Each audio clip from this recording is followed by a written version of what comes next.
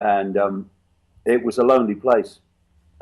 There weren't many people interested in it. There weren't many people actually communicating any information in any of these areas, really. There was no alternative media as we have it today. There was nothing like. And I had to go looking for audiences. I went around the United States in 1996 for 3 months talking to nobody. People didn't show up. And then the first time I went around Australia, it was in the back of a little car, driving from and talking in the evening to the people that turned up, and it seemed an extraordinarily challenging task to get this other way of looking at the world out where people could see it. But what has happened over this last over a quarter of a century has been amazing, because now I went round Australia, not in the back of a car this time, a few weeks ago, and New Zealand. I talked to full theatres. I just gone around America, New York and Los Angeles and San Francisco, and seen the reaction. And more than that, I have more and more people on the street all over the world wanting to talk about this information. And that is a real indicator of just how far it's getting out there. Not just the people that come to the events, but people are aware of what you're doing. And not just that, but the kind of people. You know, a long time ago, it was a certain kind of a person who was looking at the world in a different way and asking questions. And the vast majority of people were not. But now, people, if you like, from within the system, people with smart suits and ties are stopping me in the street, and they want to talk to me about this information. So it's extremely encouraging, and I'm going to be very interested to see the response around Europe, given what's happened up to this point. And you know, the the signs are very good. I'm going to be talking in Italy and Romania very soon, after the Czech Republic, and the combined audiences of those two events will be 6,500, which is an extraordinary number. In a country, Romania, I've not been in before, but also to listen to someone talk for 10 hours, with breaks, of course, and lots of illustrations, but to talk for 10 hours on this information just is indicative that there is a change going on. I'm seeing it. People are looking at things they would have waved away and dismissed by reflex action before. It's very encouraging. Lots of challenging things going on in the world, all part of this plan that I've been uncovering and communicating, but still extremely encouraging compared with what it used to be like. All right, I have to jump onto the questions from your fans and followers in Czech Republic. The first question is everything what you present based on your own research, or do you cooperate with different insiders and informators as are David Wilcock or Corey Goody? No, I've never met David Wilcock. My way of doing things it can be summed up by basically how I started this. I didn't start it consciously. I'm going to do this. It basically came into my life. And to cut a long story short, through 1989, when I was a national spokesman for the British Green Party and a television presenter with the BBC in London, I had this feeling that throughout that year, when I was in a room alone, I wasn't alone. And it got more and more powerful and more tangible, until eventually, through a series of coincidences, I ended up at a psychic's house, not telling her anything that was happening to me, but just to see if she would pick up anything around me, because I'd never been to a psychic before. But this presence was so powerful. And what I was told by that psychic over a couple of visits was that I was going to go out on a world stage and reveal great secrets, which was like extraordinary to me. I'm working for the BBC and I'm speaking for the Green Party. And that I wouldn't have to basically go and find the information. The information would come to me. It would just come into my life.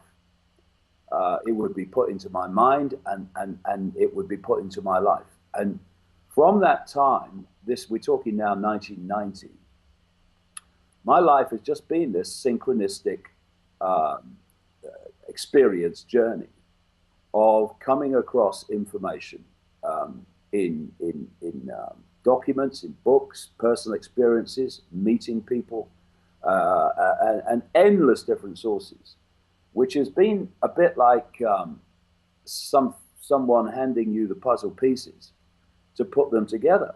And it started out in the early 1990s with what you might call the five sense level of all this: names, dates, places, which I still do now, connections, secret societies, etc. And then it moved deeper and deeper in the rabbit hole, if you like, into some really far out areas, including the illusory nature of reality itself. And I use endless different sources, personal experiences, to put these puzzle pieces together. And that is the reason, Norbert, why I talk for 10 hours, because it's not that I like the sound of my own voice, but there are so many dots to connect, so many strands to form the web, that it takes that long to make A go to B, go to C, go to D, and for the picture to unfold. And what makes you sure that you are connecting the dots properly, that you are doing it right? Well, the point is that I put the dots together as I experience the information, and then people make up their mind what they make of it. That's the deal. There is no other motive. What I've never done, and the last thing we want is another one of these, is say, this is how it is, you must believe it. What I'm saying is there are other ways of looking at the world. And here are many ways of looking at different aspects of the world. Make of it what you will. But when you write in books in the mid-1990s, that this is the plan, and this is what is planned for the world, a transformation of human society, global society. And then they're now basically reading my books on the television news in daily events, and have been for some time. Then there is a cause and effect there. There is this is what was said, and this is what is happening. And this is one of the major reasons why people are turning to what I'm doing in such numbers now. It's because it has the credibility of what was said is happening. And it's not just me. When you look at different people, whether it's Aldous Huxley, Brave New World, whether it's the 1984 author, Eric Blair, George Orwell, his writing name, or whether it's someone that I'm quoting in these events, a Rockefeller family insider from 1969, they have all described the world that we're in now, and we're moving into even more, all those decades ago, and being extraordinarily accurate. In terms of this man I quote from 1969 in the talks, stunningly accurate in detail. This man was describing the internet 20 years before it was officially developed, the World Wide Web. And it's a simple thing.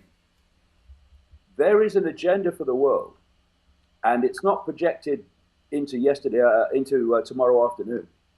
This is projected decades and decades ahead. And if you can access that agenda, then you can pretty accurately, in theme and often detail, predict the future. The idea, however, is not to be proved right. It's to alert people to what's actually unfolding, to the fact that these apparently random happenings in the world are not random, so that there's an intervention to stop it happening. That's the whole point of what I do. And that's what George Orwell was trying to warn people about in 1948. Now, all right, one question just from me. Look, there are many white papers. They've been published, decades ago, and they are actually telling us what they are going to do with us or what their plans are, and people wouldn't believe them. How can we change actually their? Well, I think, Robert, we are at a very particular point in this sequence of events where it's more and more difficult for people to ignore it because it's in their face. For instance, I've been writing for a long time and saying for a long time that the plan was to create a third world war by playing the West off against Russia and China to create a global conflict, because they always planned three. And there was no sign of that for a long time. But you look at the systematic demonization of Russia, how Russia's now in that extraordinarily horrific area of the world called Syria, with all the other players. You've got the United States and Britain. They want to pick a fight. They want it to kick off. And the demonization of Russia is extraordinary. I mean, someone hacks into the Democratic Party emails, and it's the Russians. So it's very clear that we are being now prepared for that Third World War conflict. This is why people like John Kerry, the Secretary of State in the United States, this is why Samantha Power in the US ambassador to the UN are pouring out this vitriol and rhetoric and abuse about the actions and the alleged plans of Russia, because people are being prepared for this third world conflict. Now, the point is that you can only keep something in the shadows for so long. If you want to transform society in a certain way, you can manipulate from the hidden and manipulate from the shadows for a long time. Yeah, but one day you have to come up. But there comes a point where, to transform society in the image that you want, you have to manifest it in the world of the seen. And so what we're seeing now is this extraordinary, exactly what Orwell talked about. This guy in 1969 talked about this extraordinary level of gathering surveillance all over the world, much bigger than anything even people like Edward Snowden have come out with. And then you start to look at the gathering genetics manipulation, the synthetic humans manipulation that's going on. You look at the transhumanist agenda, which is to get technology inside people, to externally control people's thoughts. That, with all that, you're into the realm of Aldous Huxley and Brave New World, because the points I've been making over the years is that Brave New World in 1984 were not written from pure imagination. Both of those guys had access to what this projected agenda was. Orwell, almost to his dying day, was trying to warn people about it, and the police state and the endless war, which we have, the war on terror. When do you know a war on terror has ended? No one can ever say. That's why they picked that as the war. And then you've got what Aldous Huxley was talking about, also drugging people to keep their minds under control. I've just come back from America, where the drugging of children as a matter of course is extraordinary. It's straight off the pages of 1984. Of Brave New World. So are all these genetic, synthetic, genetic manipulations going on. So it's getting harder and harder. And this is absolutely the reason. Not just that more and more people are looking at this information, but the kind of people. It's because you really are going to have to go into a serious level of denial, not to see that the world is changing in very clear ways, and where the direction of the world is going. All right, can we get back to the questions? The next question is, could you name some people whose works you would recommend to study for better understanding the world and what is going on behind the scenes? Well, I think if you put Brave New World and 1984 together, you've got the basic picture, and more confirmation that this has been going on and projected for a long time. Brave New World looks at the genetics manipulation, the creating of children in not through procreation, but through laboratory means, which is exactly where this synthetic genetics is going. And George Orwell was looking at the police state, the surveillance, and the endless war. And it's interesting that Orwell and Huxley knew each other. Orwell was taught French by Huxley at the elite Eton College, where the royal children go. So they had access to some of these inner levels where this knowledge of this agenda is held. And there are. I wouldn't pick out anybody in particular. I mean, what I do, and I recommend others to do, is just use your own intuition about what books you read, and use your intuition on what you accept within those books and what you don't. We have to take our perceptions back. This is absolutely crucial, because as I will go into very early on in the event in Prague, people need to just to take a breath and look at why people think the way they do.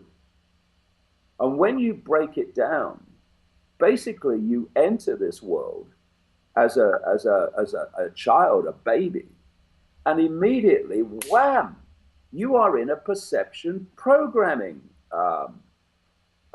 situation where your parents influence your perceptions because of what they've downloaded from the system you're about to go through. Then you go through an education system, which is basically a download of the state's version of reality of everything. You have peer pressure to conform to those norms that we are told are real and normal. And you're mad or crazy if you don't. You have the mainstream media and much of the alternative media pouring out this same basic version of normal. And when you break it down, what we're told is reality. What we're told is the world. What we're told is the reality we're interacting with. Never mind what we're told about world events is absolute nonsense. And so when you have a situation where throughout your formative years and then on into adult life, you are constantly being bombarded with the same version of normal, basically. And it's a normal that operates in a stunningly narrow band of possibility. And the vast majority of people download it and therefore go through their lives believing it to be real when it's not. It's nonsense. And this awakening that's happening now is that more and more people are actually looking at this normal, what I call the postage stamp normal, and they go, well, hold on a minute. Maybe we should have a look at this. And when you look at it and you take it apart, you see the nonsense that humanity is sold as the real world compared with what exists beyond it. And so that's the crucial thing. It's the deprogramming. David, Not to believe what is what I say, not to believe what he says or she says, but for people to take their own perceptions back. what is the best way to wake up people who think that the current social system is good and the right one? Well, first of all, people have to be open to it. You can't concrete mind that says this is how it is and I'm not moving. But like everything, if you're involved in what we're involved in, which is a perception deception, so manipulation of people's perceptions so that they see the world and themselves in a certain way, then where do those perceptions come from? They come from, yes, personal experience, which is a form of information. And the rest of it comes from information resources I'm talking about, the education system, the mainstream media, etc., etc. So perceptions come from information. So if you're going to put a question mark against the perceptions of this postage stamp normal, it's got to be through information. And that information has got to make sense to people. The challenge you have is that the postage stamp normal is what people perceive the world to be. You can talk about that in, a sentence or two, because there's no backstory before what you're saying makes sense to those who think this normal is real. With the postage stamp normal, you can talk about things in a very short fashion, because all the backstory is accepted. Yeah, I accept this is how it is. When people like me are challenging that, there's a whole backstory, because before some of these more far out things that I talk about make sense to people, there's so much information that has to go before. Otherwise, it doesn't make any sense. This is why I talk for so long. But the power of the information is clear to see when people are put before it in the way it does make sense to them. Often people who come along out of curiosity and not believing or thinking it ever will make sense because of what they've heard about me. But it does. And that's all you can do. You can only put out information and people then make of it what they will. You can't try to manipulate people into changing their minds. You can't try to trick them. If you do, you're just playing the game of the system you're challenging. So it's just pure information. Just take every opportunity you can to get information out that challenges the information source that's coming from mainstream sources. And then people will see it or they won't see it. And that's what the outcome will be. Okay, so to sum it up, it means that to put out the information and let the people decide for themselves. Yeah, and if anyone has any idea of doing it differently, well, they are simply what are they going to do? What are they going to do? Try to trick people into believing it or manipulate them into believing it? What's the point of that? Either the information is powerful enough to stand up for itself, or it's not. The internet has been a godsend to people like me. We might have a trouble with that one in a couple of days. Yeah, it's been a godsend for people like me because it's allowed, relatively up to this point, the free flow of information, which has allowed this information to circulate. However, when you look at the things that are now happening, then it's very clear that there is an unfolding agenda to start censoring that big time. And I was recently, actually just a few days ago, in Silicon Valley, south of San Francisco, where this transhumanist madness is actually being, it's the engine room of it in so many ways. And there you find Google, you find Facebook, and these internet giants. And they're not what they seem to be. There's an organization that is the technological development arm of the Pentagon called DARPA, one of the most sinister organizations on earth. And it is working hand and in glove with people like particularly Google, but also Facebook. Google is massively into this transhumanist agenda. And through its domination of search engines and through Facebook's domination of social media and the circulation of information that way, they are working to the same agenda as DARPA out of the Pentagon. And this explains what would otherwise be a very, very strange career move by a lady called Regina Duggan. Regina Duggan was the director of DARPA, which gives to the world things like death rays and so on, because they haven't got enough ways to kill people yet. And it also claims, DARPA, that it was the creator at the start of the internet.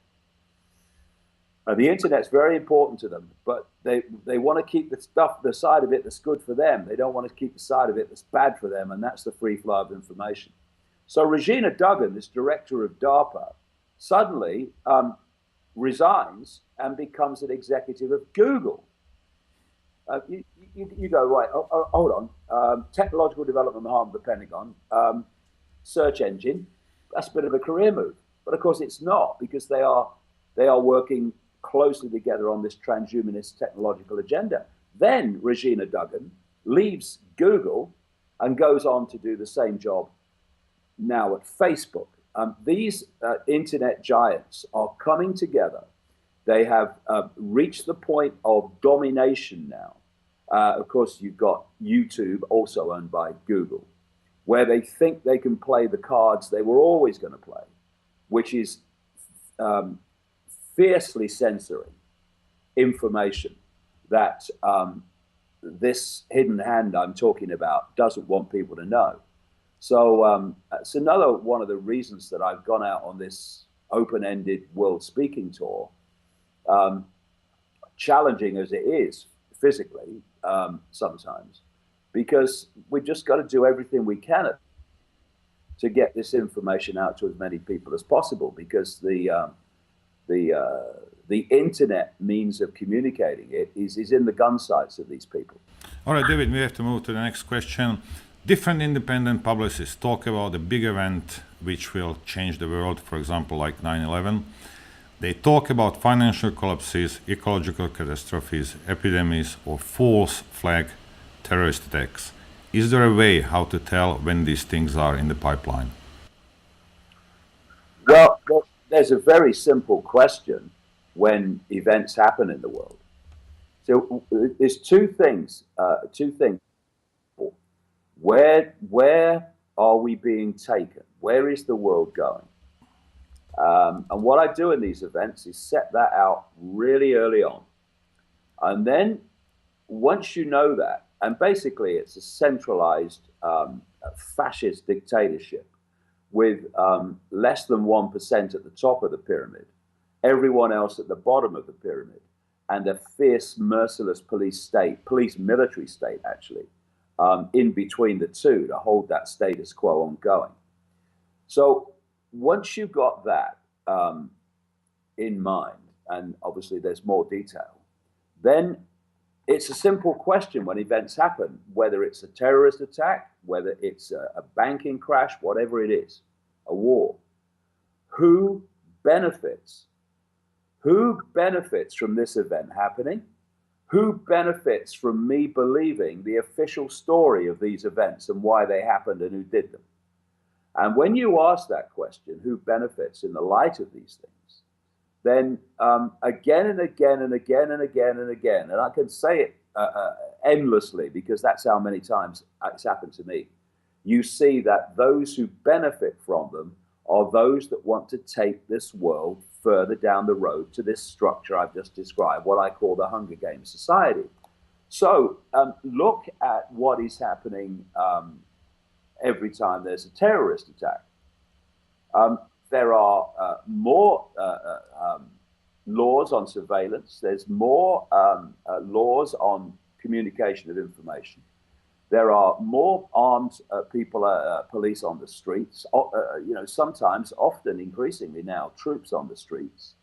And what is that doing? That's moving us more and more to this police state within that structure that I'm talking about.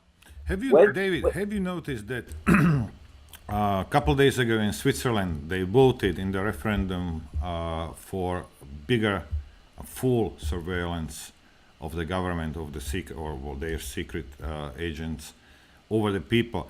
But I was talking about this on my radio show, and I tried to explain that the terrorists are actually communicating different way, not the way the normal people do. So this won't affect their communication. But have you noticed that the Swiss voted for the surveillance on themselves? No, I didn't notice that because I've been traveling. I've just been coming back from America in the last 3 days. But it absolutely makes sense because there is a technique that I've called for a long time, problem, reaction, solution, and this is how all these events play out. You want to change society in a way you couldn't do just by announcing this is what we're going to do, because what you want to do is so extreme that people will say we're not having it. And why are you doing it? Well, there's no point. There's nothing. We don't need it. So what you do at stage one of problem, reaction, solution is you create a problem. You blame someone else for it or something else for it. You then get the mainstream media, easy, to basically tell the people the official version of that happening. And at stage two, you want a reaction from the public. And that reaction is all based around a 4-letter word called fear. Once you get people in a state of fear, they will give their power away to that which they think can protect them from what they've been manipulated to fear. So you've got your problem manufactured, you've got your reaction, fear and do something, and then you offer your solutions to the problems you've covertly created, which are to go on creating this structure of this Hunger Games society I talked about. So getting people in fear is crucial. It's all about fear. Of course, terrorist attacks, wars. The fear that it might happen to you. These are all psychological traumas that get people to give their power away. And what another area of this problem, reaction, solution that people need to be aware of is, I've been saying since 2008, that financial crash, which was fundamentally engineered and manipulated, was not the end. It was just the next stage. They want a massive financial crash, not least based on using the so-called derivatives market, which is worth apparently hundreds of trillions of dollars officially, but is worth next to nothing in reality. It's all a figment of the imagination. And of course, now we're facing this situation at the moment with the Deutsche Bank in Germany, which is getting itself in serious trouble. We could have a Lehman Brothers on our hands in Europe. And the idea is to create a financial banking crash and then deal with it in a different way. I described that structure a few minutes ago of the less than 1% at the top, the police state under that, and then the rest of the population. The rest of the population, when I say that, I mean basically the rest of the population. I mean people who think now that they're well off and they've got a nice house and money in the bank, and it's not really their problem. Well, it is, because if you're not in the less than 1%, they want what you've got as well. And so what we've seen in Europe increasingly, not least in the European thing, very, very significant in relation to finance. And that's the increasing replacement of the bailout response to banking crashes to the bail-in, where instead of governments giving money to banks to bail them out, which the public are then responsible for paying back, and so you have all the austerity justified Hunger Games society. Instead of that, after 2011 in Cyprus with the banking crash there, the European Union, and it's happening elsewhere around the world as I travel, I check these things everywhere at the time I go into another country. The bail-in, where instead of governments bailing out banks, the bank goes directly to the accounts of depositors and takes it to bail itself out. Because when you put money in a bank, even that's only in theory, but when you put money in a bank, you're just an unsecured creditor if the bank crashes. These are the things that people need to become aware of quick, because if we don't, then we'll see these events as random, we'll respond to them in fear, and we'll give our power away to respond to them to the very people who created them. And this thing will go on. Well, this did happen in Cyprus. Next question from your people is, more and more people can see that the current system is falling down. What do you think? When will this change occur, and what has to happen before the change comes? We have to take power back from the few. And you can only do that by ceasing to cooperate with your own enslavement. You see, when you look at the numbers, it is absolutely staggering how few people are dictating to the lives of, more than 7 billion. It's extraordinary. And they are able to do it because people are frightened of saying no to authority. And this is crucial, that which is manipulating from the hidden is seeking to divide and rule the target population in every way it can and play different parts of that target population off against each other. This is what's happening in Europe with the mass migration that's been planned a very, very long time. This guy, I will quote in Prague in 1969, describe what's happening today in 1969 and why it would happen. You have the blatant attempts in the United States, where I have been for the last nearly a month, to create a race war there and divide and rule. And these people in the hidden, through their agents in the scene, like the billionaire George Soros, are seeking to divide and rule people in every way they possibly can. So there's two things really that need to happen.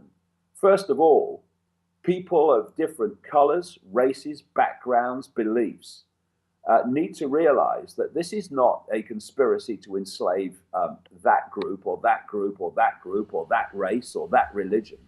It's to enslave all of us. And if we go on being divided and ruled and fighting among ourselves, they will do it.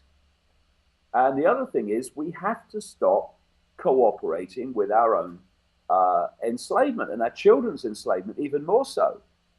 So, you know, if someone comes out of a parliament building, it's a handful of people, and they say, we've decided to do this, which is actually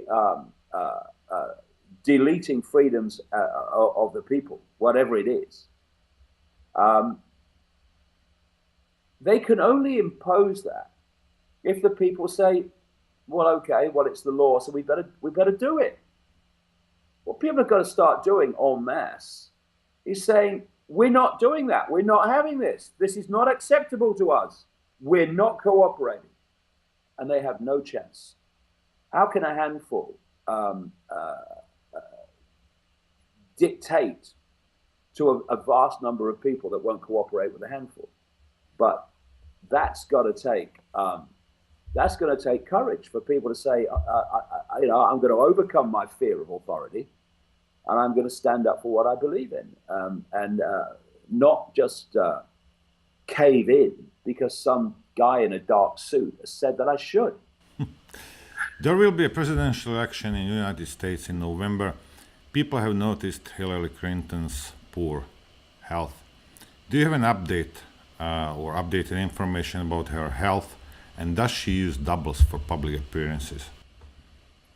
Well, um, I've seen many elections in my life, but traveling around America in the last nearly a month, I mean, I mean, this this is a puppet show. This is a circus going on. You know, we've got 320 million Americans, and they've been given a choice because the way the system is rigged. They've been given a choice between a lady who I've been tracking since the mid 1990s.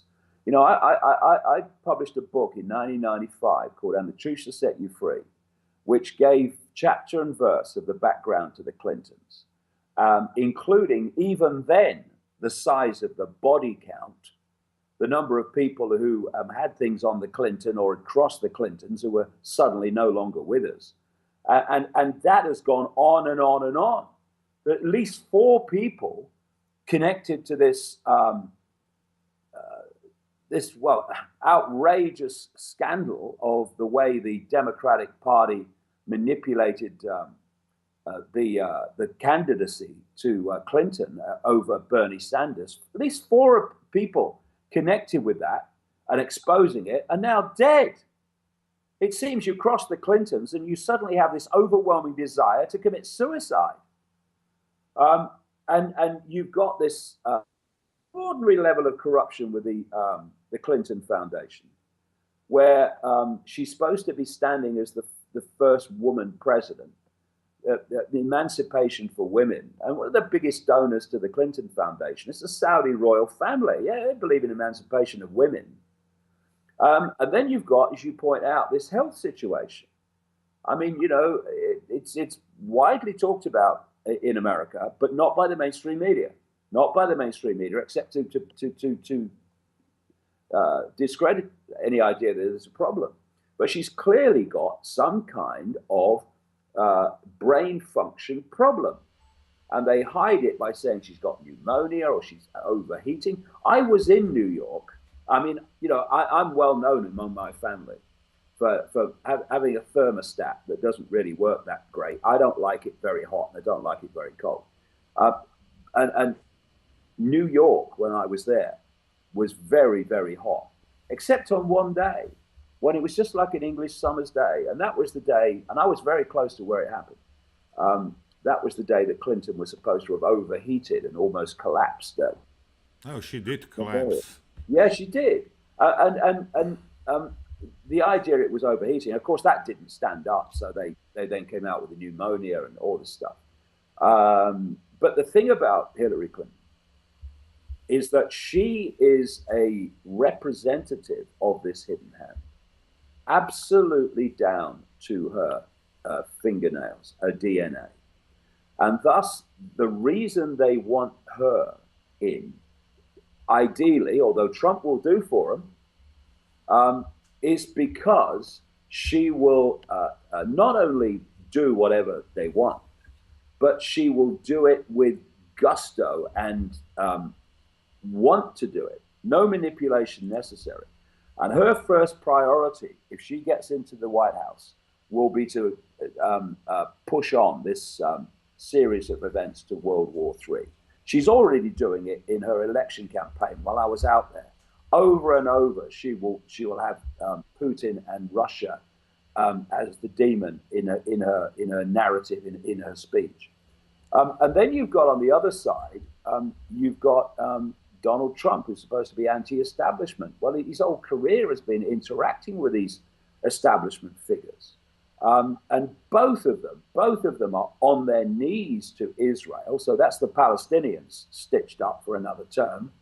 And both of them believe in increasing the bombing in Syria and creating what they call no-fly zones. Both of them say that. So then you have the chairman of the Joint Chiefs of Staff at the Pentagon this week on Capitol Hill saying that, yes, they could introduce safe zones, so no-fly zones, in other words, where only the US coalition can fly. So it's not a no-fly zone, really. It's a no-fly for people we don't like zone. But he said on Capitol Hill, this chairman of the Joint Chiefs of Staff, yes, we can have a no-fly zone, but it will mean going to war with Syria and Russia. So Clinton's the one they want, but Trump's perfectly acceptable to them. Now, speaking of the censorship and speaking of Hillary's health, I don't know whether you know about it. On Monday, Michael Savage, and God bless the guy, I like him, he was taken off the air, 400 affiliates in the United States, because of him talking about Hillary's health. Have you heard of it? Yeah, I caught that. I caught that story just before I left Los Angeles. See, this is another classic example of censoring that information which will challenge the official narrative. And this censorship is increasing all the time for a very simple reason. The alternative media, in all its different facets and forms, has started to seriously impact upon people's perceptions. And they're terrified of what's been happening. Thus, they want to shut down anybody who's going to tell anything that will put the official narrative in question. And the official narrative that she doesn't have a health problem is I'll tell you from talking to Americans, traveling around America and just chatting in airports and stuff like that. They know, the vast majority of them absolutely know that she has a serious health problem.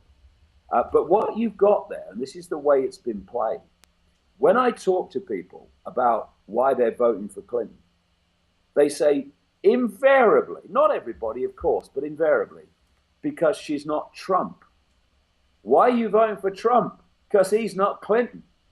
And you know, of all the elections I've ever seen, the number of people that in that country that want neither of them is ridiculously high.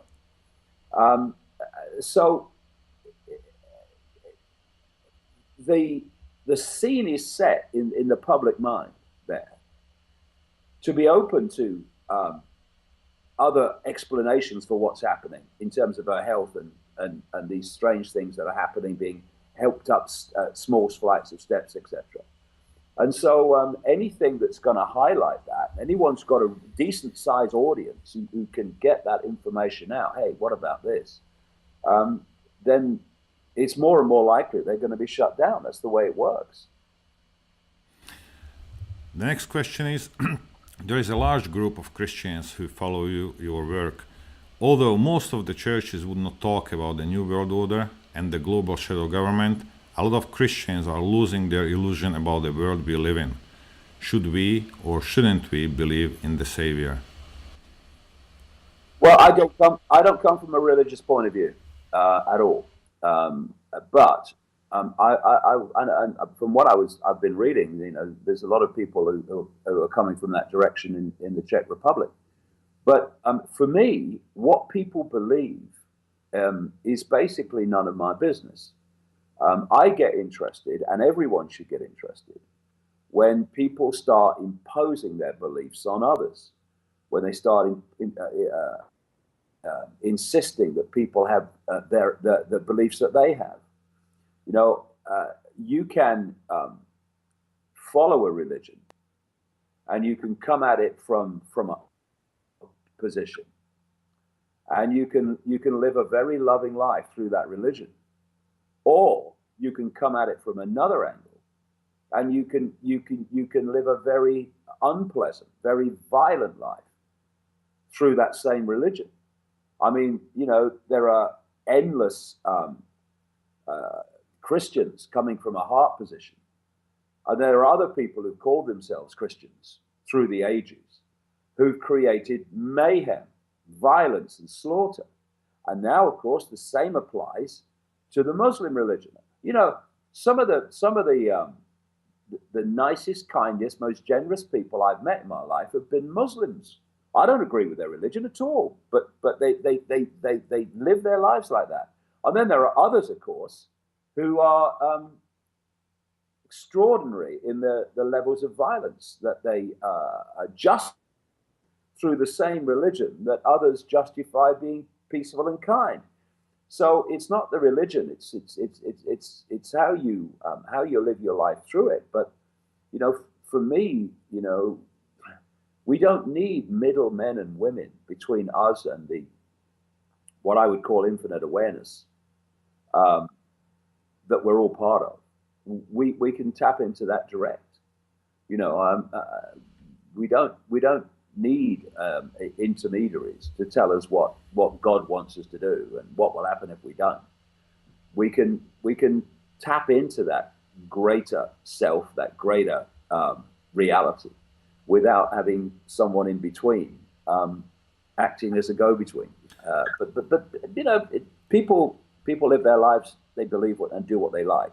It's the imposition that I challenge. And you see the imposition. You see it purely in statistics. If you're born into a Muslim family, the vast, overwhelming chance is you're going to live your life as a Muslim, or follow that religion. If you brought up as a Christian in the southern states of America, you're almost certainly going to live your life as a Christian.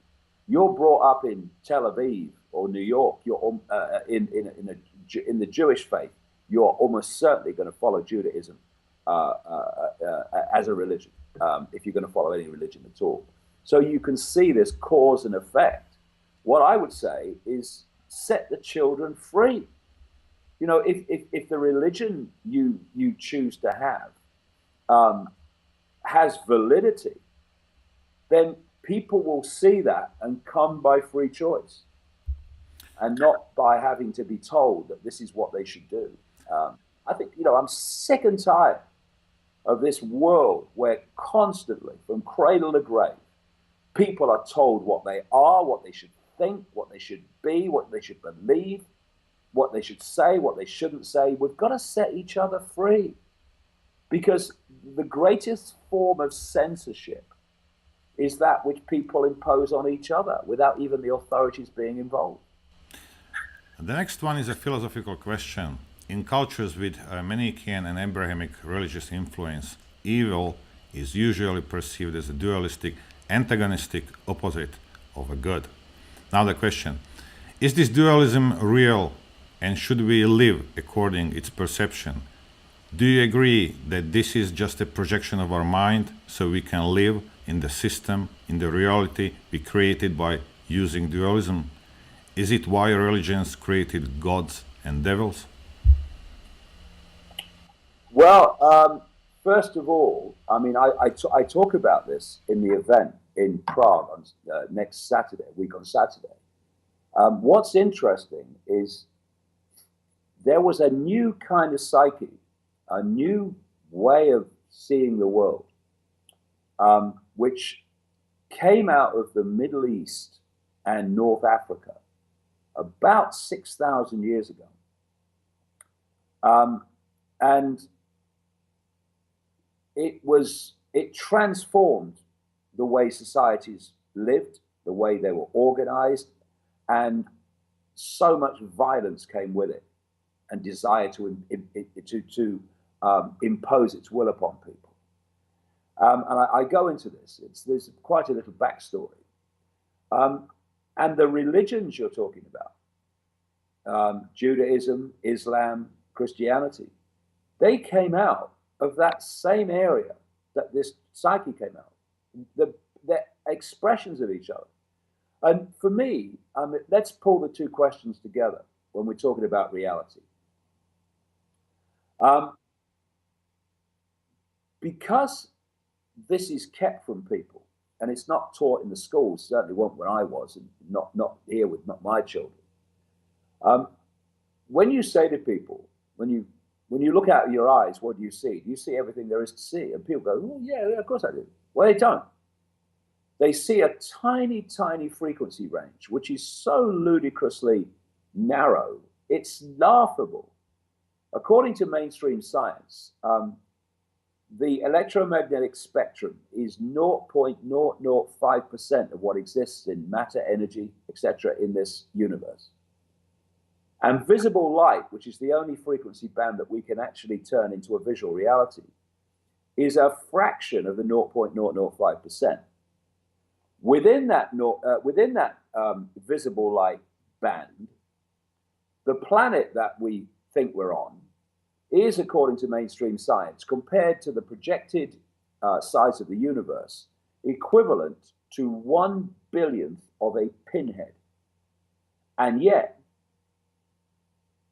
inside 0.005%, inside a billionth of a pinhead, there is this belief that all we need to know is between the covers of a single book, whatever religion it may be.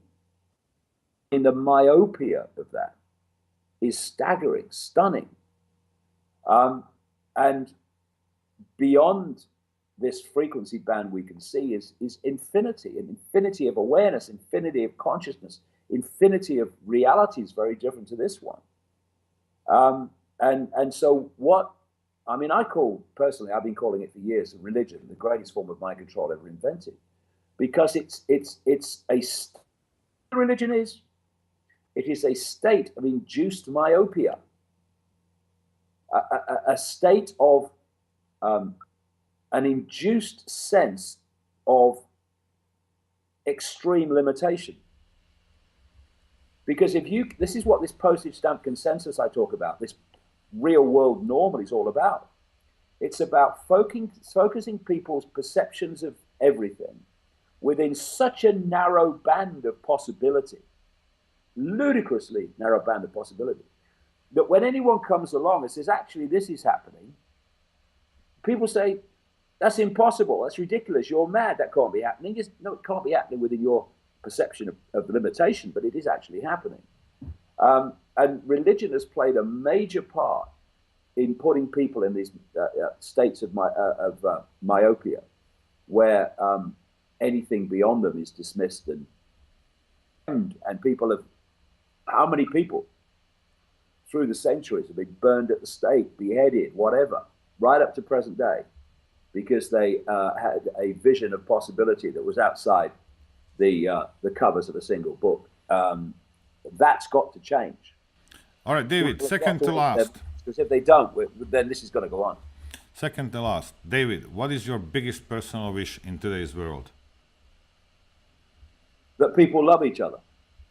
That people realize that the perceptions we have of being apart from everything and apart from each other is just an illusion of the decoding process of the human mind, the human, what I call biological computer.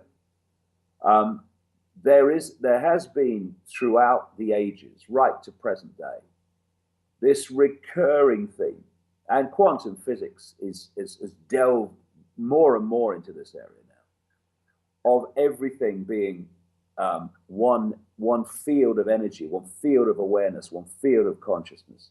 And we are points of attention within this awareness. This point of attention is called David Icke. That point of attention is called Norbert. But with the same consciousness, the same infinite awareness, having different experiences. What happens within the illusory realm of the five senses is that the way they decode reality, this holographic, illusory, physical reality, is that everything's apart from everything else. And once you have that perception of everything, then the potential for divide and rule and playing off the parts to control the whole are infinite. Once you go to another level of awareness, where you can see that everything is just an expression of the same consciousness, then this potential for divide and rule and playing people off against each other is massively reduced. And if you expand enough, then it's deleted. And it's no accident that this world is run as if it's solid, as if this world is real, as if everything is apart from everything else. This is how science looks at the world, quantum physics apart. It's how medicine looks at the world, politics, the media, all of it. And thus, the laws and the way that human society interacts and the way it's organized is based on a fundamental delusion and misunderstanding of the very reality we're experiencing. And through the ages, when people have come to the fore, called seers or thinkers outside the box, etc., when they've come and spoken about this, the fact that reality is not how we think it is, they've always been jumped upon by authority. This authority doesn't want people realizing we're all one, doesn't want people to realize that. I mean, how do you sell arms? How do you make arms? How do you use arms when you know we're all one? But if you can persuade people that your genetic line or your religion is somehow more special than everyone else, and they're not like you, and they're evil and all that stuff, then people can justify to themselves these horrors that they do.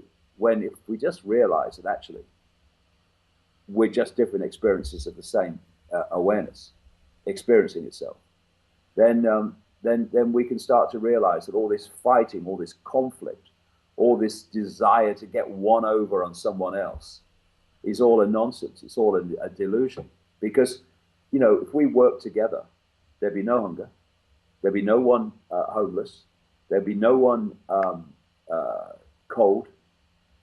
None of these things are necessary.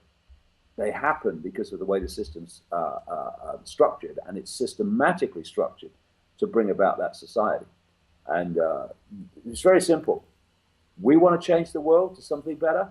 We better change to something better. Because if we don't, the world ain't going to change. Because the world is merely a collective expression of the state of human consciousness. I do agree with you that we have to really change before we want to change the world. The last question is, as a part of your worldwide wake-up tour, you will be live at Lucerna in Prague, Czech Republic on 8th of October 2016. What can people look forward to comparing it to your last visit in 2010, which was, by the way, a very fantastic event? Well, it's an interesting question because, you know, we all have it, you have it, all people have it. When suddenly the kaleidoscope moves and you see things in greater and greater clarity. And that's happened to me over and over again in the last 2 years. And I never go out on a speaking tour unless what I'm saying has moved on, it's got more clarity, it's got more information. And you know, in America in the last 3